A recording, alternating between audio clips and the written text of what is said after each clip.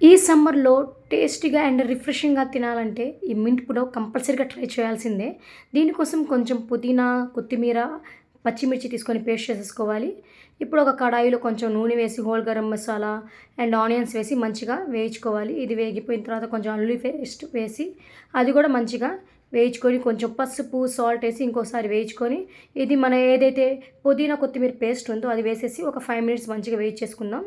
తర్వాత ఇక్కడ మనం ఏదైతే రైస్ ఉన్నాయో అది మంచిగా వాష్ చేసి సోక్ చేసి పెట్టాను. లైట్ హ్యాండ్స్‌తో జస్ట్ కలుపుకోవాలండి. ఇలా ఒకసారి కలిపిన తర్వాత రైస్‌కి సరిపడినంత నీళ్లు వేసేసి హై ఫ్లేమ్ మీద ఒక 15 నిమిషాలు పెట్టేసుకొని ఒకసారి మంచిగా కలిపేసుకొని ఇప్పుడు ఒక నిమ్మకాయ బద్ద తీసేసుకొని ఇది మంచిగా స్క్వీజ్ చేసేసి ఇంకోసారి లైట్ హ్యాండ్స్‌తో లైట్‌గా కలిపేసి ఇంకో 15 మినిట్స్ దమ్‌లో పెట్టేస్తే అంతే అండి. చాలా రిఫ్రెషింగ్‌గా ఉండే ఈ మింట్ పులావ్ అయితే రెడీ అయిపోద్ది. ఇది చికెన్ కర్రీ లేకపోతే పన్నీర్ కర్రీతో అయితే చాలా టేస్టీగా ఉంటది. ట్రై